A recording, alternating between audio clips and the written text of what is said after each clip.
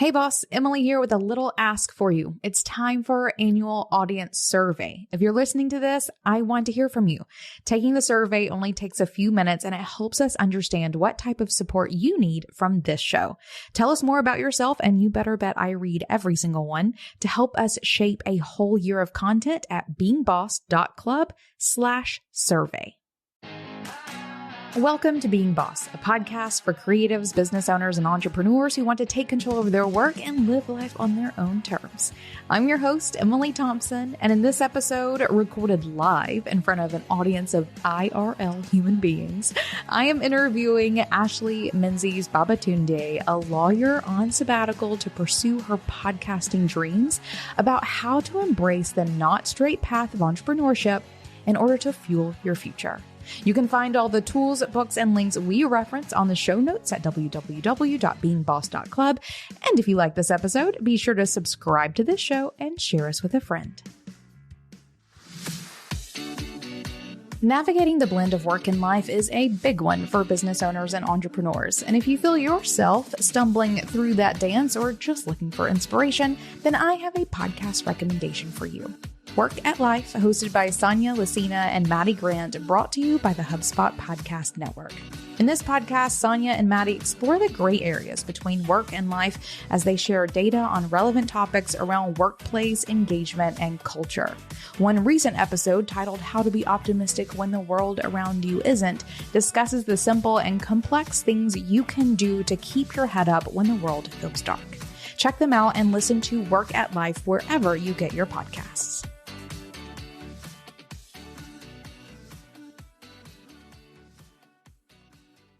Hello, everyone. Welcome to this live recording of the Being Boss podcast. For anyone who's listening live, thank you for coming to hang out with us.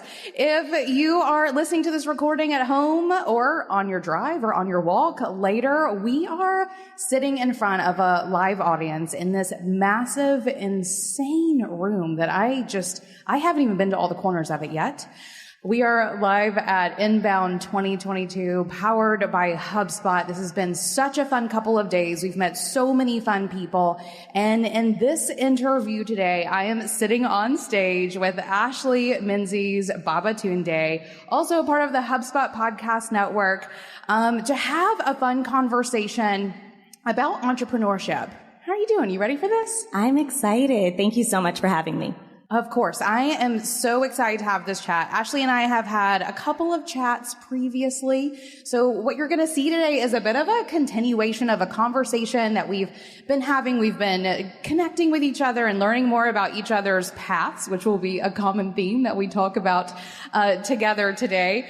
We are here to talk specifically about navigating the path of entrepreneurship, which you'll find is not always a straight line. And we're going to be diving into that to hopefully assist anyone in here who sees themselves as an entrepreneur to get into a good vibe for making what you want to happen. If you don't already know me, if you've never listened to the Being Boss podcast before, my name is Emily Thompson. I launched the Being Boss podcast in 2015. I have worked with creative entrepreneurs and business owners for over 10 years, helping them make money doing work they love. It's work that I'm very passionate about. I'm also a business owner. I own a retail store in Chattanooga, Tennessee. Business ownership and entrepreneurship is something that I love doing and talking about. So we'll be able to dive into some really fun stuff today. I do have a little poll to get us started, if we may. I'd love to see a raise of hands if you connect with any of these. First, do we have any aspiring entrepreneurs in the crowd? So maybe you haven't made the move yet. Perfect. There's a couple of you. Glad to see it. Welcome. Sorry, not sorry. This is going to be a fun ride. Second, are you a new entrepreneur? So maybe you're like a year or two into it. You've made the leap. You're doing the thing. Okay. Also a couple in the crowd. Welcome. Hope you're feeling good about it. And third, seasoned entrepreneur, someone who's been into it for several years. You are really doing the thing and you're not going anywhere. Nice. I feel like there's more of you in the crowd. Congratulations. You've really stuck it out, for better or worse. Perfect. That gives me some great context to really move into this conversation. And I hope we hit on a couple of things for everyone in the crowd to assist you in making the most out of this crazy journey that we choose for ourselves. So Ashley, we're going to start with you. I really want to gain some context as to how you found yourself where you are. So if you don't mind, share your background. How did you get to where you are today? Absolutely. So I love to start with the fact that I'm a human, because I love to center our humanity in our career story. So I'm a human. I'm a storyteller. I am a Black woman, so of Black American and Guyanese descent. My grandparents came from Guyana to the States in the 1940s on my father's side. And on my mother's side, my great-grandparents, they were in Arkansas, so the South, Arkansas and Mississippi. And during the Great Migration, moved to Los Angeles. That's where my parents met. They had little old me, so I'm born and raised in LA. I am an attorney. And I am also a wife, a friend, a lover of champagne and babies. And probably the most relevant title is that I am a podcast host and creator. And I think I would say probably accidental entrepreneur would be the word. But yes, I have a podcast called No Straight Path, and it's a part of the Hubspot Podcast Network. Super excited. And we look at the human stories behind success. And the way that I got here on this stage with you today, and it's so funny because you asked me, you're like, did you think you'd be here a year ago? And I said, no. So I had to just take that in and be open to opportunities. But the inspiration for the podcast goes back a ways. So basically, I was always in really overachieving spaces. I had gone to Stanford for undergrad, Harvard for law school, very competitive, and we always defined ourselves, or at least the environment. It created an environment where we would define ourselves by the work we put out and by the things we achieved. And so I thought my journey was going to be a straight path, because for much of my life it was work hard, get this grade, get to this school. And it was straight until it wasn't. And so my first big setback was the California bar exam. I had worked really hard. I failed the exam, and it was really challenging, a lot of anxiety, depression. I just never really failed in life before. And so I remember that time felt very lonely. And so when I decided I knew that when I passed the exam, I was going to share my story. And so I did. I wrote a blog post in 2018 sharing my story, and it resonated with so many people. And so I realized that there was a gap in the market when it came to these stories. And so I thought, I'm going to put out a podcast, and I'm going to not only focus on the setbacks, but talk about the pivots, talk about the human moments, the doubts, everything that we don't talk about. And so No Straight Path was born earlier this year. And fortunately, a friend of mine sent my trailer to the HubSpot Podcast Network, and I got invited to join. And so now I'm here with you, Emily Thompson, on Being Boss, sharing my story, and it's been so incredible. Wild ride. I mean, how many of you think of your own path as a wild ride? Because hand all the way up, for sure. And I also, another little poll, how many of you are also accidental entrepreneurs? Right? You just sort of stumble into this path for better or worse. And I often find that those accidentals, they either hold a grudge over the fact that they're being forced to do this thing, even though they feel empowered in it and they're doing the thing, there's always this, but I had to do this. I had no other choice. Or it sounds like you took an alternate route where you really embraced it. You mentioned staying open to the opportunities and just sort of showing up and doing the thing. I often relate this to, I'm just riding the wave. I'm not doing it. I show up and I do the work, and I, will hustle the things out, and I will stop to rest and all of the things. But I'm just riding the wave. And so accidental or not, grudgingly or embracing it, entrepreneurship is a wild ride. It is. I love it. Okay, perfect. Then let's dive into, actually, hold on. You're also on sabbatical. Oh, yes. Can we talk about that a little bit? Absolutely. Yes. So I was working on the podcast while practicing law. So I do white collar investigations at a big law firm. And so it was challenging, to say the least, to put out weekly content and also practice law. And so because it's getting started, there's just a lot of groundwork when it comes to a podcast. I talked to my firm, and instead of advocating for a client, I advocated for myself. So I went and talked to all the different attorneys at the firm that might have some insight, and then I pitched it to leadership, and I explained to them this important opportunity that I really want to take. I'm passionate about it. And they all said, oh, we hear the passion in your voice. Go for it. We'll support your sabbatical. So I have been on sabbatical for about a month, and I am a full-time podcast host creator, learning about marketing and everything right now. So it's been a month of doing that. Talk about jumping into the thing, right? Again, you have to ride the wave wherever it's going to take you and make room for you to embrace the opportunities as it comes along. I also think it's really interesting that you were investigating white-collar crimes. Is that what you just said? Yes, yeah. And you chose to do a podcast? Yeah, I know. That sounds incredibly interesting. But I get it. I get that when you get these callings, you just have to drop all of the things and ride the wave. Yeah, and what's interesting too, though? There actually is some overlap, right? So I do white-collar investigations, so I am doing a lot of fact development. I do a lot of witness interviews, so I'm interviewing people and might not be in the most comfortable setting, a little bit more intense, trying to get certain information, but there's a lot of the skill sets definitely overlap, I would say.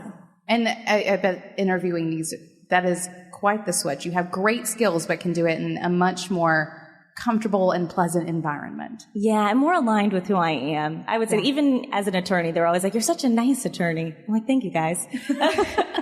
Okay, well, I feel like we're going to be talking about some more alignment in a minute, but let's dive into a bit more of the meat of this, because I really want to get into these windy paths and help some folks find some ease moving forward.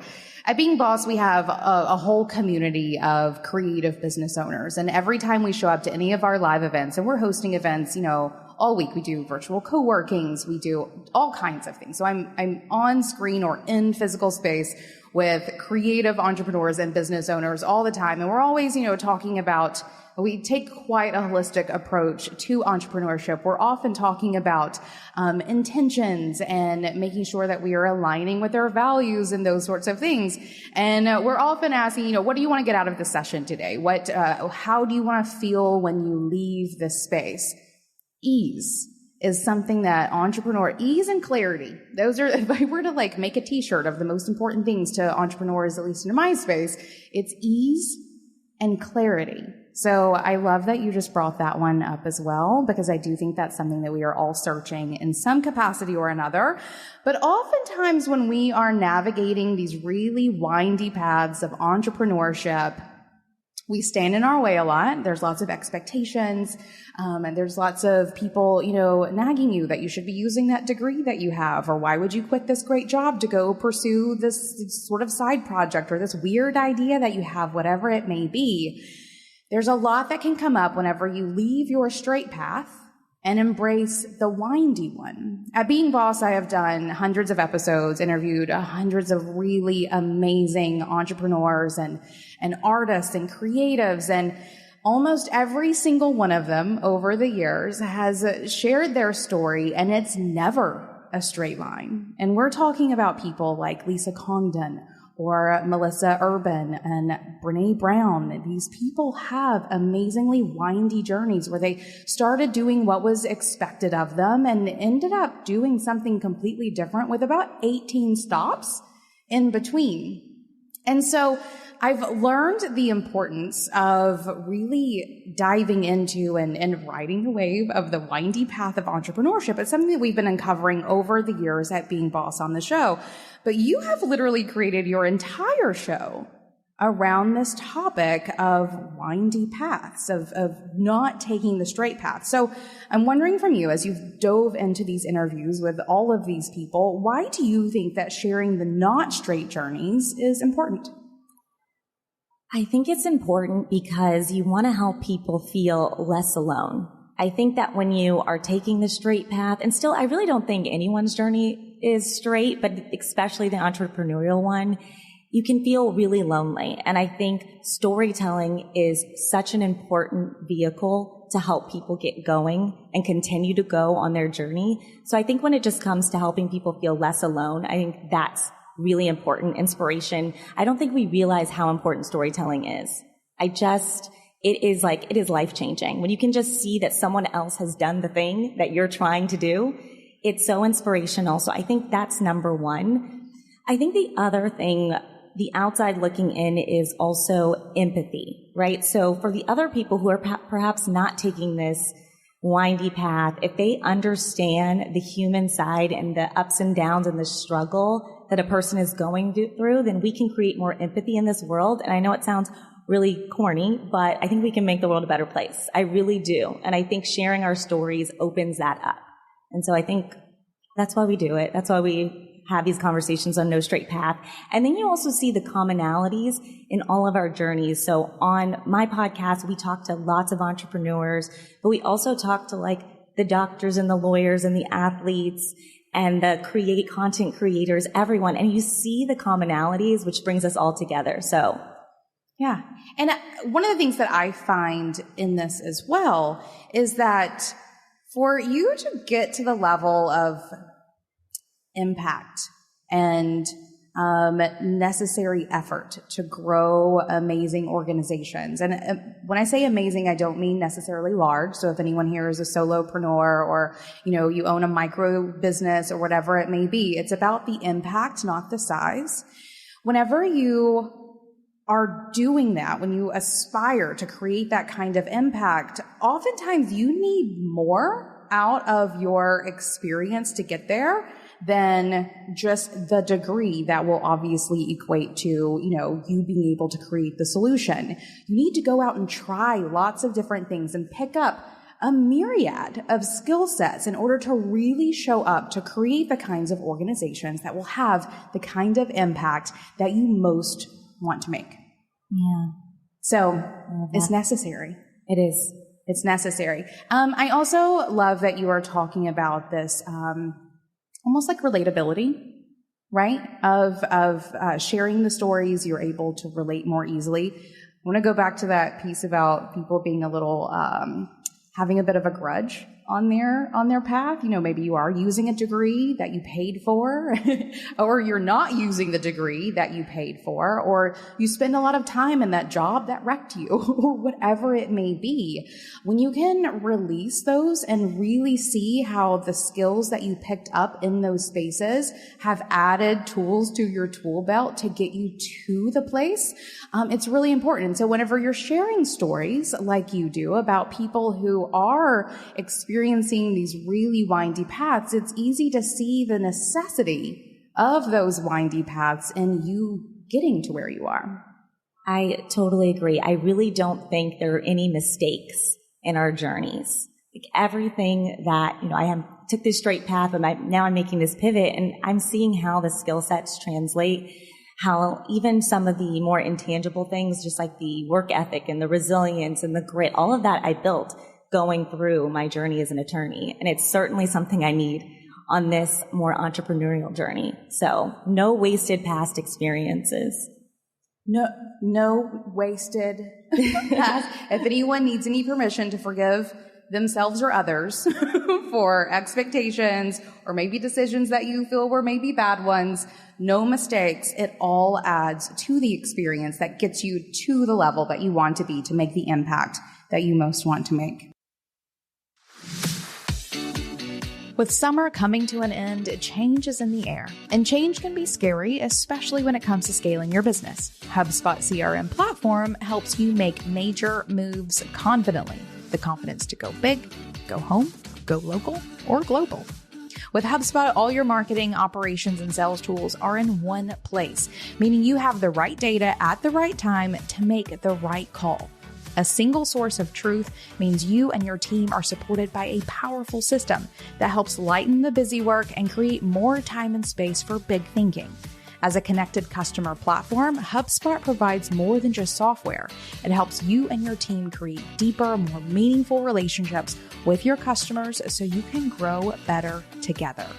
Learn how HubSpot can help your business grow better at HubSpot.com. Late payments from clients and customers is often the worst part of doing business.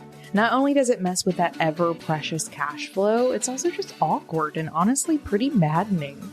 I mean, you have enough to worry about, so why not let FreshBooks chase down those unpaid invoices for you, which is the power of their automated late payment reminders. Not only will it save you time, it will also keep you from that awkward exchange with your clients about their overdue payments. You can customize these emails, and then FreshBooks sends them out, and you just keep yourself focused on the other things that need your attention. Try FreshBooks free for 30 days, no credit card required. Go to freshbooks.com/beingboss to get started today. We've talked about how some people feel a little bit of shame around their paths. Other people embrace it. I think at some point along your journey, you sort of make that switch. I remember for me, I don't use my degree, so I talk about it often. Not technically, though once it's in there, it adds to the skill set, right? I was a little annoyed about those student loan payments until they were gone. And I was like, no, now I can actually legitimately enjoy that experience. And so there's switches that happen along the way that help you to embrace your path significantly easier as you go along. In your experience having all of these conversations, though, why do you think that we need to do the work to embrace all of those experiences, no matter like how difficult or traumatizing or seemingly useless they are? Why should people work to embrace them? And do you have any mindset shifts or any ways people can think about those things to help them make that switch? Yeah, so I think it's good to embrace them just because you need to embrace your whole journey, right? That's going to help you build the confidence to continue to move forward. I know it's a pretty short and simple answer, but that's really how I feel. Like looking back can just kind of hold you back is what I would say. I think the mindset shift that's really helpful, and it's been helpful for me now that I'm entering this new space, is to be a lifelong learner. If you're entering the journey, and we've discussed this actually a bit on my podcast, about curiosity. So if you're looking at your journey as, I need to achieve this next goal, I need this next, this venture to be successful, that's great. Have goals. It's so important. I'm all about goals. I have lots of them. But I think if you have the mindset shift where you're just going in with the thought that I just want to learn, I want to grow, I want to get better, then there's a difference between that curiosity and then like that expectation that you might have when it might not work out the exact way that you want it to. And that helps you just move forward. So I think that's a big mindset shift, and that's something you've helped me with. So thank you. Well, curiosity is a really big one. You're welcome. I'm here to encourage everyone to be curious about everything always, because I think that's one of the most important tools that we have to put in our tool belts. If anyone was here for my session yesterday with John Lee Dumas from Entrepreneur on Fire, you heard me mention test and change. Right? There's this, I say it on the podcast all the time. It's something that we've adopted very much so in both of the organizations that I run. This idea of testing and changing does a couple of really important things. And entrepreneurs in general, actually, how many of you identify with being type A? Slightly control freaks? Couple? Yeah, same. It's quite normal in this crowd to have a lot of those. If you are one of those and you feel the need to control all the things around you, I encourage you to consider adopting this idea of testing and changing as much as you possibly can. One of the really important pieces of this is that you are going at everything incredibly experimentally, right? No expectations. Actually, this has become a personal mantra of mine. No expectations. None. I'm riding the wave. I'm here to see what happens, embrace the opportunities, all of the things. And the idea of going into anything with a test and change mindset is you release the expectations. You're just here for fun. You're here to be curious, to try the things, and everything is incredibly experimental. And I do this across the board, and the team, or my teams, are on board with this as well, of maybe it's a marketing tactic. Let's just test it and see what happens. We're going to review it in a couple of weeks, and if we like it, we keep going. If we don't, we'll change it, or you can totally scrap it. You can do this with literally anything in your business. Anything in your business, anything that's like going on in your head, whatever it may be, test and change. That mindset switch, or that way of going about the world opens you up to explore things you're curious about. It helps you release expectations, and it assists you in having a lot more fun in what you do. Are you going to fail more along the way? But yes, absolutely. But it's not a failure if you go into it with no expectations. It makes everything significantly more fun. And I think you find the unusual solutions that no one's offering you in a blueprint, right? You're finding them for yourselves. You're having fun along the way. I think it's a really great practice, especially for you super type A's who need it. When you are making plans, making decisions, go at it with a test and change mindset. And I think you'll find some good things come out of it along the way. I love that. I need it. And it works. It really does. It really does. I have built 2 organizations where we are testing and changing all the things all the time. It also releases that really hard place that we can get into, especially as people at the top of our organizations, where you think, or type A's, where you think that when you make this decision, it's the last time you'll ever get to make this decision. This decision is final. This is it. It either succeeds or it fails. If you're testing and changing, you're going to make this decision 15 more times in the future, so this one kind of doesn't matter. It's just a fun mindset switch that I think can really get you to fun places. I love it. Right, because I don't know about you guys, I'm here to have fun. Yes. Right? Even though entrepreneurship can be very serious, we're doing lots of important things, I'm also here to have fun doing the thing that I'm doing. And if you go at things a little more experimentally, you go on a wilder ride, for sure, but it's a lot more fun. Does that freak anybody out? Did I just freak anybody? Hey, little show of hands. Okay, a couple of you. Love it. Love it. Okay, perfect. All right, the next question for you. What's one action that everyone listening to this, either live or just the recording later, can take to make the most of their journey for fueling their future? Absolutely. So one thing that I've done recently is defining my why, because this is a hard journey. It's a fun journey. It's an exciting journey, but it's also really challenging. And so when you can articulate why you're doing this, actually write it down, and on the hard days, go back to it, I think that's going to really help fuel your future for your journey and help you keep going. So for my circumstances in particular, my why is centering humanity when it comes to careers and corporate spaces. So I do that on my podcast, and I'm doing it also at my firm as an attorney, trying to make sure that we put the human-centered work there. And I think when I'm having a hard time, like, why am I doing this? Okay. And so I articulate that. And then I also think about, there's layers to the why, right? So some entrepreneurs, it's like, I like the lifestyle. I want to be the boss. We talked about it as well, where, I don't, like Emily, I don't really like being told what to do. I do it if I have to, but my whole life I've been like that. I'm an only child. My parents are like, yeah, you don't like when we tell you what to do. I'm like, yeah, because I know what I'm doing, guys. But not always, but I was pretty confident. And some people are committed to the lifestyle. So that's the why. And there's a lot of whys. So mine is that. I think the lifestyle as well, of just being in control of my journey and my mission. So I wrote that down as well.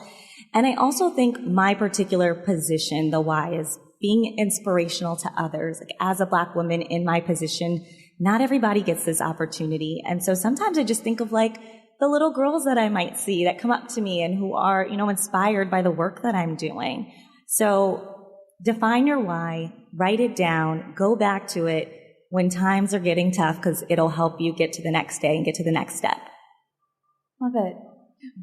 Going at the why. At Being Boss, we call this your inner mission. It can be your why. I think a very important part of this too that I even want to pluck out, because I feel like this can even make it a little more concise and maybe easy to remember, is defining your personal values. We define business values. I mean, that's part of the branding process. You show up, you do it, it should be informing everything that you're doing in your business. But do you know what your personal values are? What do you hold super true to yourself? What is those driving decisions that you're making unconsciously if you don't know what they are? I find that if you can define your values, we actually have some support on this at Being Boss, beingboss.club/values. There's a couple of podcast episodes about it. We even have a quiz if you want to fast track it. But I don't actually Step number 1 is the quiz. Step number 2 is really finding them for yourself. Fast tracking is not recommended when it comes to defining your values.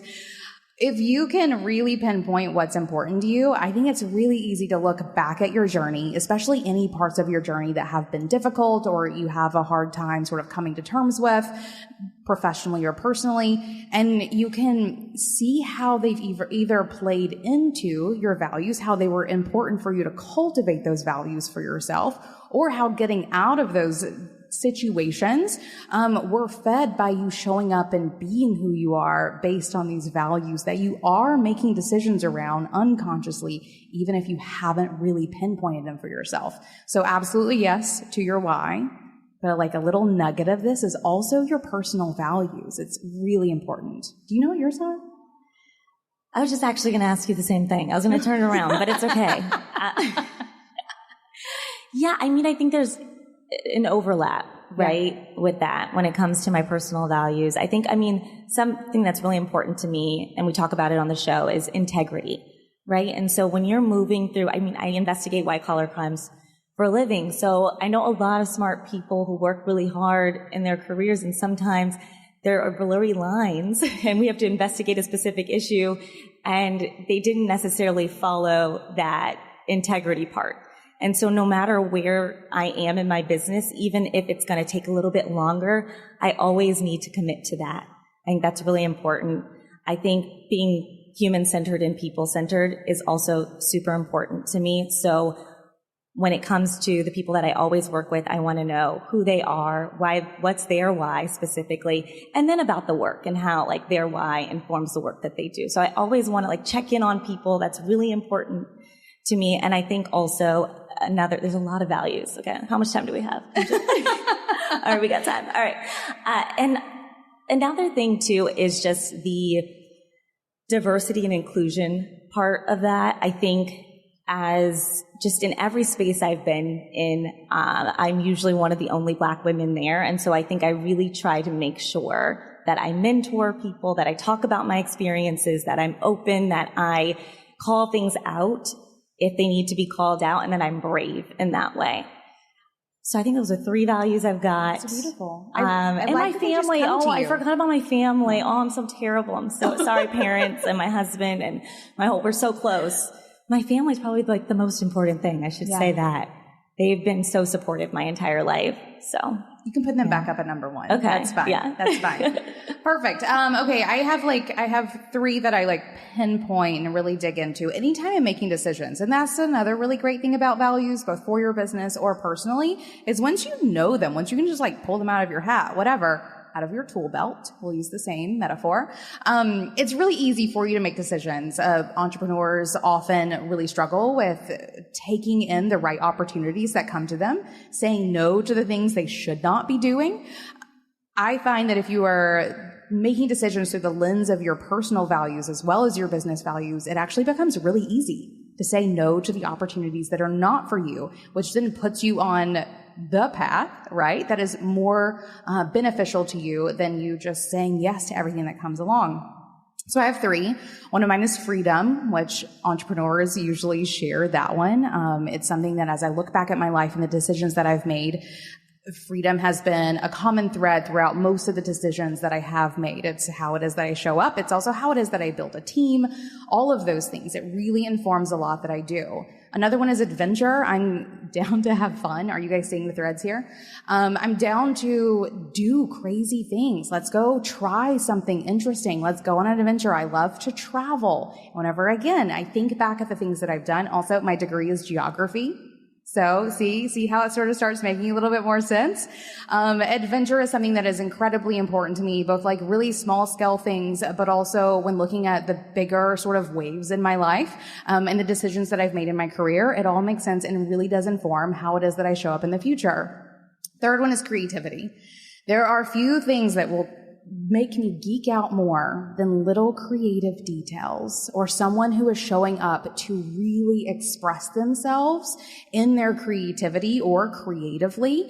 It's how it is that, I show up. It's obviously the people that my podcast is for. The people that I'm helping are creative entrepreneurs and business owners. So these people are interior designers. They're artists. They're doing really interesting things in their lives.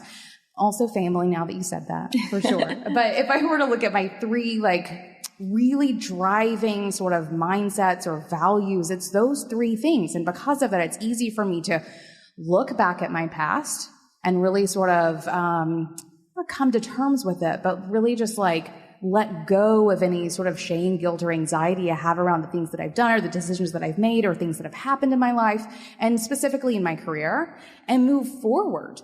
It also makes it easier to pivot or make the leap. So let's say you're at a point in your entrepreneurial journey where you have to make a decision to offer something new or to leap into something else, whatever it may be. A lot of anxiety can come with that, especially if you have put a lot of energy into the thing. But if you start making decisions through the lens of your values, it becomes significantly easier for you to get over the rumbling in your head and make the moves that you need to make to move forward.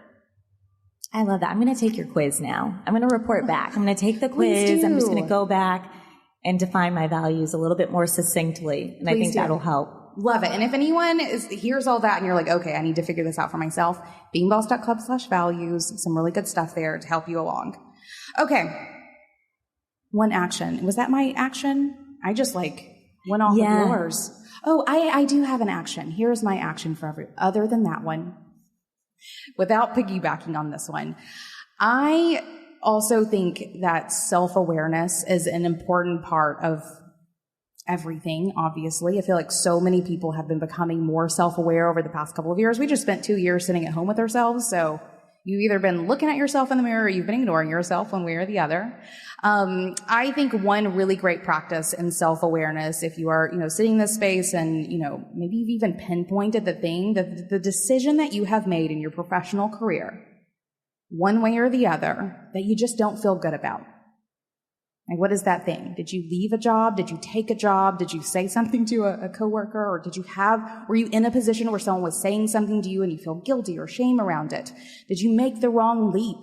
Did you hire the wrong person? Whatever it may be, pinpoint the one that's niggling at you, because there's probably one in your head, and see if you can't reframe it for yourself.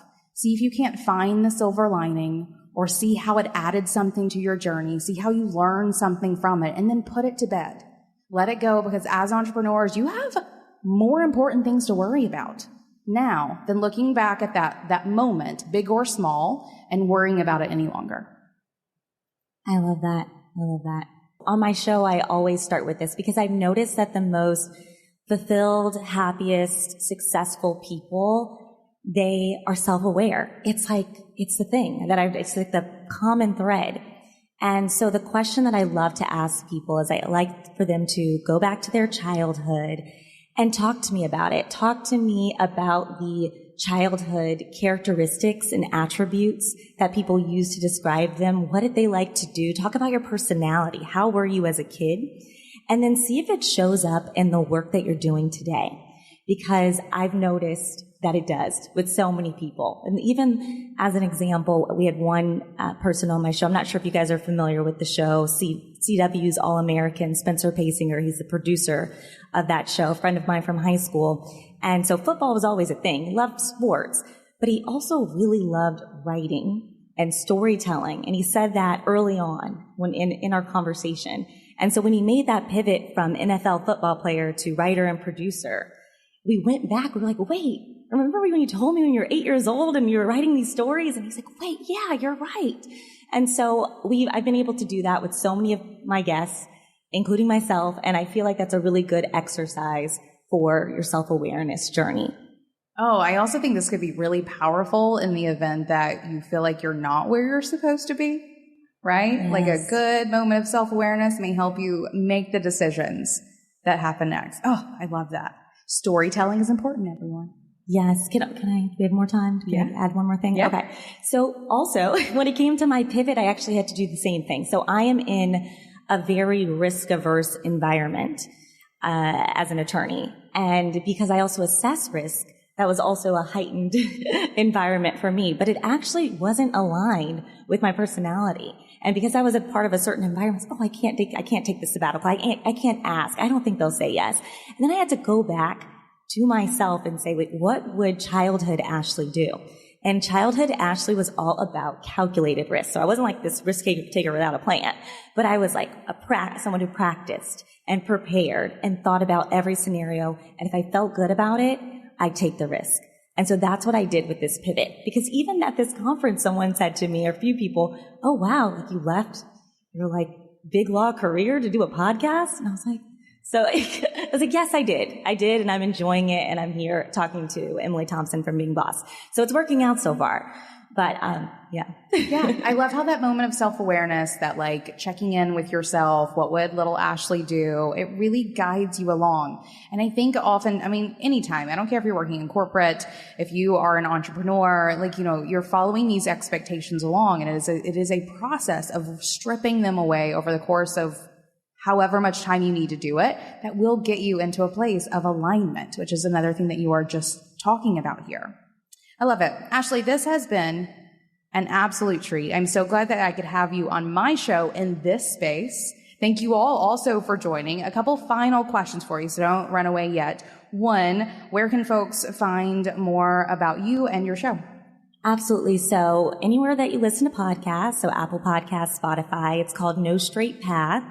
And just hit that subscribe button and take a listen. And you can also find me on LinkedIn, Ashley Menzies Babatunde. You can find me as well on Instagram. The No Straight Path Instagram is no_straight_path. And anything on HubSpot's podcast network too. Just go to Inbound. I'm there. Love it. I'm so glad to have you. If you are listening to the replay of this, you can find all of those links on the show notes at beingboss.club. And if anyone here would like to re-listen to this episode and its full, post-production value, you can find that at beingboss.club as well. And also wherever it is that you listen to podcasts. I have my one final question that I ask all guests who come on the show, and I never let them prep for it. They never know it's coming, which is my favorite. And that is, right now, what is making you feel most boss? Oh, this. Yeah.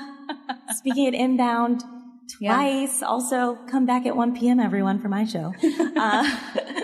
But yeah, I think being here and talking to people like you and just being in this new industry has been so much fun, and just diving in and learning. So being here right now in this moment at Inbound is making me feel like a boss.